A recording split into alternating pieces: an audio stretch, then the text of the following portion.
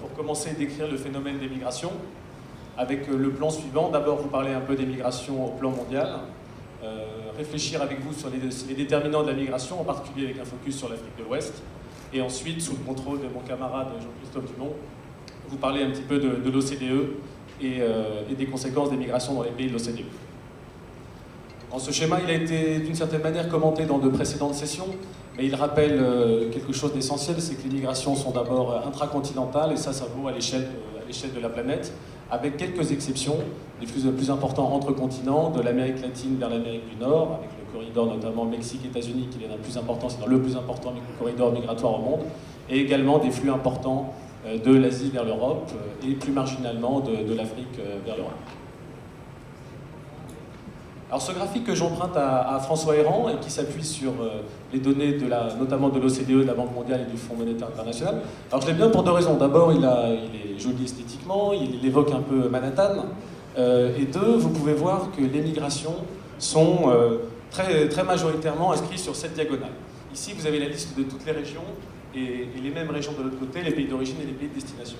Ce que ce graphique indique, c'est que toutes les migrations au plan mondial se produisent essentiellement au sein des régions, donc de l'Afrique australe vers l'Afrique australe, du Maghreb vers le Maghreb, même chose en Europe de l'Ouest.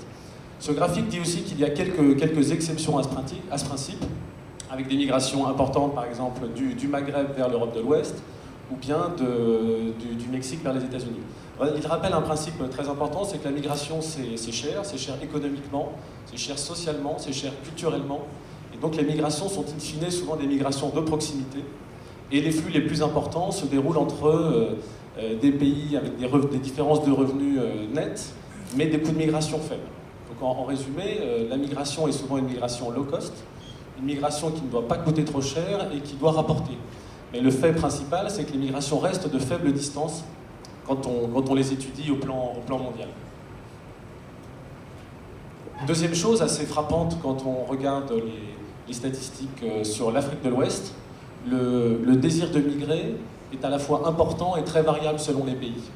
Vous voyez ici plusieurs pays importants d'Afrique de l'Ouest. Le Nigeria, paradoxalement, est le pays parmi la liste qui est proposée avec le plus fort désir d'émigrer. Près de la moitié de la population du Nigeria exprime un désir d'émigrer, ce qui interpelle, c'est même d'une certaine façon contre-intuitif, puisque vous voyez que le désir d'émigrer au Niger, pays pourtant beaucoup plus pauvre que le Nigeria, est plus faible. Donc ça indique que la migration, elle a un côté économique, mais pas que, on y reviendra certainement plus tard. Vous voyez, pour ce qui concerne le Mali, le désir d'émigration est de l'ordre de 20% de la population. Assez comparable, somme toute, au Burkina Faso ou au Sénégal et à la Côte d'Ivoire, même légèrement en dessous.